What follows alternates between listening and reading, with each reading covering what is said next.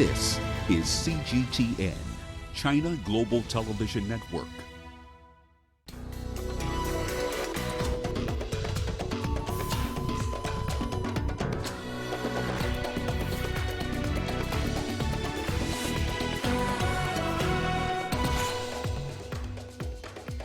At least 36 people are missing in sinking boat in the Democratic Republic of Congo. Vote counting underway for presidential poll in Tunisia. South African restaurant wins award for best pizza on the continent. Hello and welcome. You're watching Africa Live. We're coming to you live from Nairobi. I'm Hannah VIviers. Here are more stories making headlines. 7 people in Nigeria's Bauchi state succumbed to yellow fever epidemic. And rangers in Uganda kill iconic lion after it escapes from cage. Our top story, at least 36 people are missing after a boat sank in the DRC. The accident happened in Maluku, a community of Kinshasa. According to authorities, 76 survivors have been accounted for. The capsized boat was coming from a province southwest of the capital city. Authorities are continuing search and rescue operations for the missing passengers. No bodies have been retrieved. Well, polling centers have closed across Tunisia and vote counting is started. Millions of people have voted in the second presidential election since the 2011 popular uprising, which toppled former ruler Ben Ali. It is 7 a.m. in Tunis, and citizens have already gathered near this polling center to elect a new president. More than 7 million people are eligible to vote. It represents 2.5 million more than last year's local polls. The election authority members arrived at 6 in the morning to organize and control each polling center. The doors open on time at 8, and the process has gone on smoothly and transparently. We have not recorded any irregularities. Shanaz is a young anesthetist who's voting at a primary school in her neighborhood. The 23-year-old voter will not be influenced by the voting trends on social networks. The voter says she's determined to elect the candidate who has a serious economic and social project for Tunisians. The future is in the hands of Tunisian youths. I'm voting for the president who will change the reality on the ground and improve the social and economic situation. During the 2014 presidential and 2018 legislative elections, many Tunisian youths abstained. Now over 1.5 million registered voters will cast their ballots for the first time. The situation will not improve unless we take our future in our own hands and vote. This constitutional right is the only direct way of choosing the people in power. Thousands of Tunisian and foreign observers have monitored the election process. The election will go to a runoff vote if no candidate achieves an absolute majority. The official announcement will be made on Monday. The second round is scheduled to take place in early November, after a parliamentary vote is held in October. At least 70,000 policemen, soldiers and security agents have been deployed in the 24 regions of the country to ensure a smooth vote for the early presidential election that people here hope will be free, fair and independent. Adnan Shawishi, CGTN, Tunis. Well, let's now turn to Uganda, where a road accident between a bus and a cargo trailer has killed at least 8 people. This is the second fatal bus accident to happen in 4 days. CGTN's Leon Sianga reports. The bus owned by Modern Coast, the Kenyan public transport company, collided with a cargo trailer along the Jinja-Tororo highway in eastern Uganda. The bus was traveling from the Kenyan coastal town of Mombasa to Burundi's capital, Bujumbura. Witnesses say the trailer veered off the road and into the bus's lane. Both drivers lost their lives along with another occupant in the trailer. The survivors were rushed to hospitals and health centers in the area. I was traveling to school in Chinawa High School, Kawempe campus. Suddenly when I was in the road, I was just sleeping in the bus. I had the accident occurred, and that's when I woke up and realized everything, and then just got out of the bus. People have fractured legs and arms.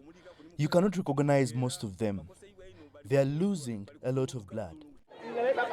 This is the second fatal accident in 4 days. On Wednesday, a bus collided with a stationary truck in northern Uganda.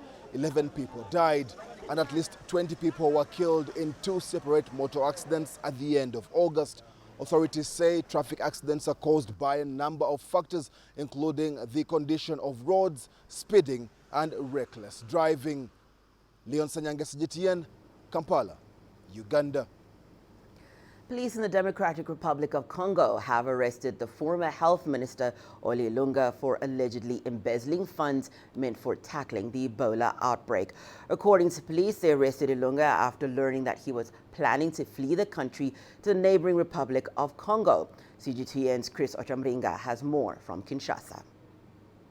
The DRC's former health minister was arrested on Saturday in the capital, Kinshasa. Police say they found Mr. Ole Ilunga hiding in a flat. They believe he was planning to flee the country to the neighboring Republic of Congo to avoid prosecution. But Mr. Ilunga's lawyer has denied he had such plans. Ole Ilunga resigned as health minister in July this year after President Felix Tshisekedi replaced him as the head of the Ebola response. Shortly after his resignation, Congolese officials questioned him about the use of funds meant for tackling the Ebola outbreak and banned him from leaving the country. Police say he will be charged in court on Monday the 16th. Foreign donors have provided more than $150 million for the Ebola outbreak since it was first declared in August last year. The epidemic has killed more than 2,000 people in North Kivu and Ituri provinces since its onset. Chris Ochamringa, CGTN, Kinshasa, Democratic Republic of Congo. In Nigeria, 7 people have died following the outbreak of yellow fever in Bauchi State, northeast of the country. The outbreak was first reported after 4 college students from Borno State died shortly after their trip to the Yankari Game Reserve in the state. CGTN Samson Omale reports. The Nigerian Center for Disease Control has linked the current outbreak to the Yankari Games Reserve, a popular destination for tourists. There are reports that some cases have been detected in neighboring states of Gombe, Borno and Kano states. The Bauchi State government has begun the aerial spraying of the communities seriously affected for Aedes mosquito, the vector that transmits the disease, in addition to massive vaccination campaign to control the spread. I want to plead with the entire citizens of Bauchi State to key into this vaccination exercise. They should also not panic. Yes, we have the problem. Yes, we have the emergence of this cause. But yes, we have a government that is responsive. The World Health Organization is also providing support to the state government to limit the extent of the spread of the disease. Since the outbreak, we are meeting on daily basis actually in the Emergency Operations Center, actually to ensure that all the outline activities into mitigation plan have been implemented. We have about 51 samples that we have taken to our Central Medical Laboratory in Abuja, and some of them are positive, some are not. Yellow fever is a viral disease claiming the lives of 7 people in Bauchi State in less than 3 weeks. In the next 1 week, a total of 500,000 people are expected to be vaccinated in the affected areas. Samson Omale, CGTN, Jos, Nigeria. Well, the Ethiopian city of Bishoftu is making a splash with the Kuriftu Resorts water park. CGTN's Jerome Chala got a chance to tour the 72,000 square meters property with the owner. Let's take a look. My name is Stadios Getachew Belleta. I'm the owner of Kuriftu Resort and Spas, and welcome to the Kuriftu Water Park. Thank you so much. Thank you so much. Congratulations. Thank you. Appreciate it. That. Yeah. Nice to see you around. Thank you so much. So tell us about this magnificent place. You know, a country with 110 million people, over 4 million diaspora, over 1 billion people of your likes from the continent, and all the African diaspora are leaving the continent to have a good time somewhere else. The money earned in the continent is all spent outside the country. So I want to keep that in the continent. So the idea is to make this beautiful property a Disney for Africa. I understand the bigger idea is the Disney of Africa. Yes. But let's talk about this place. Some facts about it. What type of land size have you used? What's the technology that we're looking at? What are these things? Let's just take a tour with you. Sure. The property that we used to build this the water park is 72,000 square meter area. And a lot of investment, as you can see. And we also have not only the water park, we have 123 shops, literally an African village, a champion product of Ethiopia, which is everywhere, which is exportable to the rest of the world. Any investment is about ideas and a commitment to the idea that you have to implement. Where did this idea came from? I understand that in the rest of the world there are the same establishments, but here, wasn't it difficult? Where did it come from? You know, I really wanted to see something like this in Ethiopia. You take your kids somewhere else because there is nothing here. And the other guy from Nigeria takes it also from Nigeria all the way to Dubai or somewhere else in Europe or in North America. That has to stop some. What type of value addition are we talking about for this locality, Debrecen, Bishoftu, an area of 7 lakes, for example? You know, this area, we started it, as you remember, I don't know, 13 years ago. 13 years before, there was not even a single customer. I built the first 18 bungalows, and we were sitting down or thinking of how to get 50 people to our hotel. Now, we have over 2,000 rooms in this area. The largest touristic destination in the country, more than any city in Ethiopia, and we keep on growing. So it's not only for me, the whole city enjoys this privilege. Every room is booked because of this property. Where are we going from here? From here, this is the first phase of the project, which is maybe 1/4 of the total project. We want to double it, triple it, quadruple it, and make it a destination for all African brothers and sisters. With Ethiopian Airlines. Ethiopian Airlines is flying to all over Africa, so we do a package. And the best thing is Ethiopian Airlines is going to give a huge discount for bringing customers to Ethiopia. And also us will combine it together and make it a destination. So for all Africans to come, the park has to be bigger and it has to represent Africa. This Kuriftu water park works from 8 a.m. to 6 p.m. with additional circus performance on the south wing of the establishment. Thaddeus has already spent millions of US dollars to create the new Ethiopian attractive tourist destination, with of course the best yet to come. Group Data CGTN, Bishoftu, Ethiopia. Well, it's time now for us to take a short break. More stories when we return, including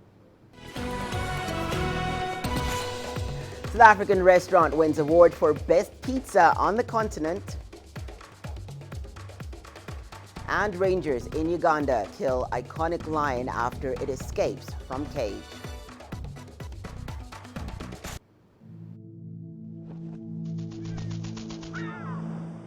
How will your world change today? What happens here? What happens there? Or what you make happen for yourself. If it matters to you, it matters to us too. Your stories are the stories that need to be told. Africa Live. Find your voice.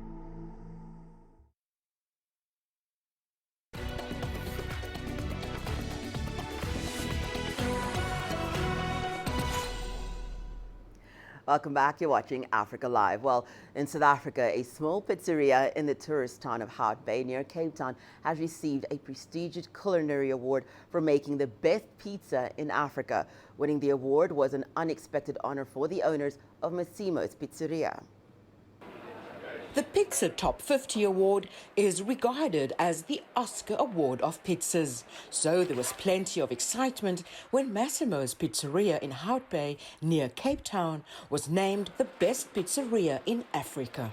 We knew our pizza is great, but best in Africa was a great surprise, especially because the price, thank you, Station, because the price comes from Italy and from Napoli, which is the house of pizza. It's a great thing. They did the best, 50 best in Italy, the best in every other continent. For the first year this time, they did Africa. So we are the first best pizza in Africa.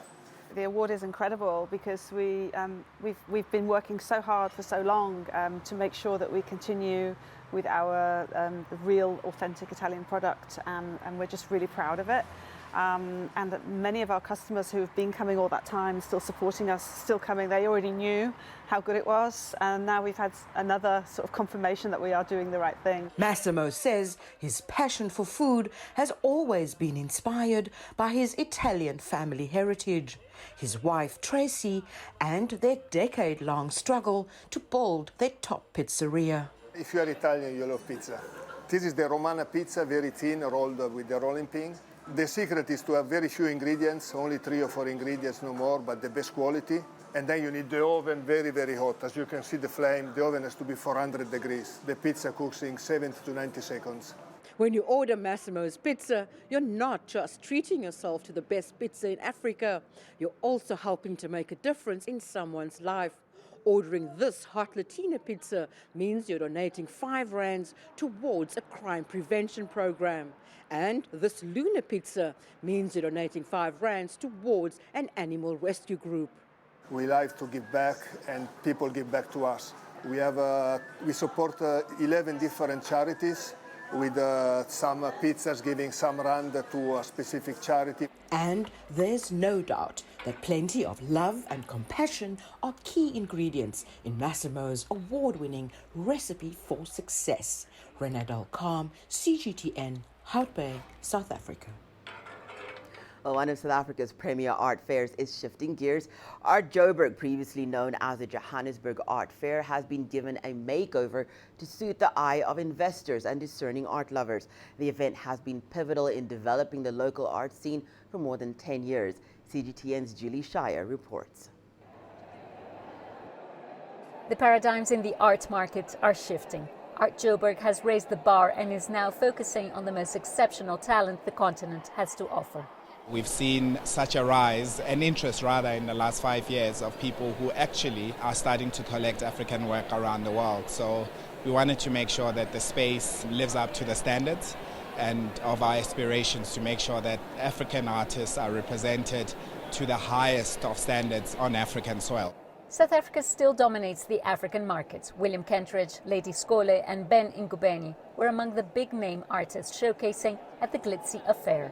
So there are artists here who have some major museum shows coming up in London and New York, in continental Europe. So South Africa really bats above its weight when it comes to representation overseas. But one of the more exciting things I do when I'm here is find new artists, people that I didn't know before who could be the ones to watch of the future. Artists from other African countries are also stepping up, with interest growing by buyers from around the world. We're presenting 4 artists. 2 are Angolan, 1 is from São Tomé and Príncipe, and the 4th one is from Brazil.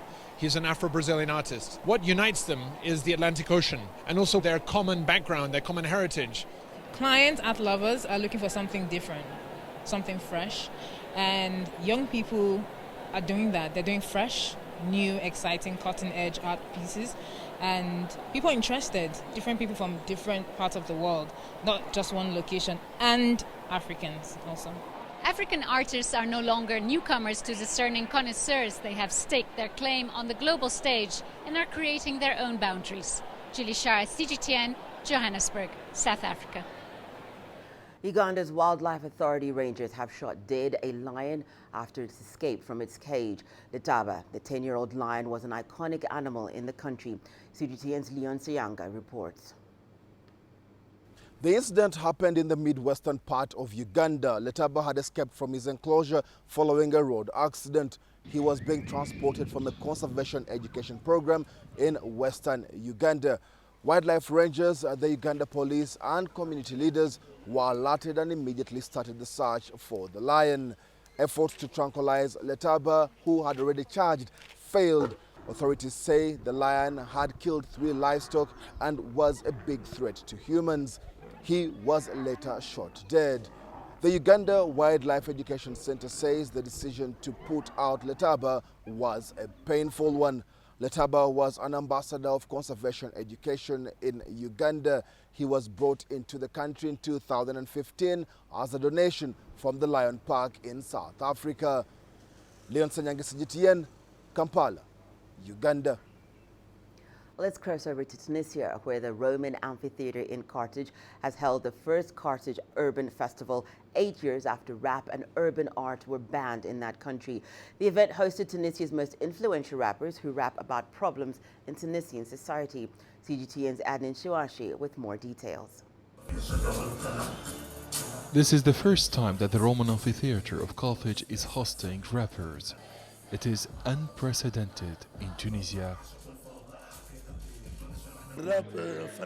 Rap is a street art.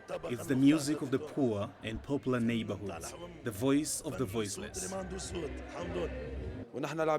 We deserve to be on stage in Carthage because we have millions of views on YouTube. I'm very excited.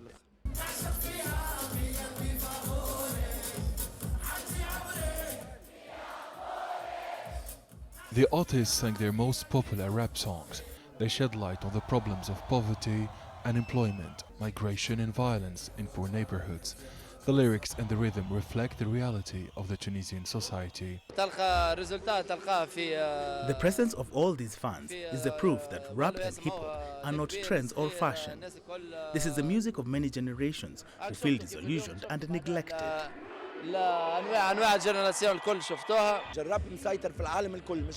Rap is dominating the scene in Tunisia, Algeria, Morocco, Libya and the world. It's the trend. We use the language of the street to tackle serious issues.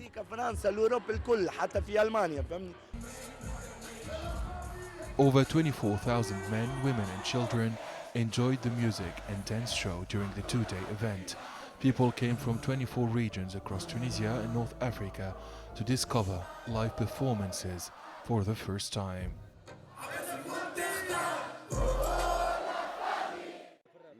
Our generation lives in a country full of challenges. Rap makes us forget about our problems. Art, music and culture can change the world. The show was fantastic. I came with my kids to support young artists. The residents of Tunis woke up on tagged walls. The graffiti art is often associated with rap and hip-hop in Tunisia. During the show in Carthage, many graffiti artists worked outside the Roman amphitheater to mark the rebirth of rap culture in Tunisia. Over the past 2 decades, rap, this unique artistic expression, was banned from public and private media. Now the video clips of the top 10 Tunisian rappers are viewed millions of times on social networks. The spread of affordable internet connection and smartphones have revived the rap and hip-hop movement in the North African country. Adnan Shabashi, CGTN, Tunis. Well, your sports news is coming up after the break. Here's what you can expect. Kenya's Geoffrey Kamworor lowers the world half marathon record.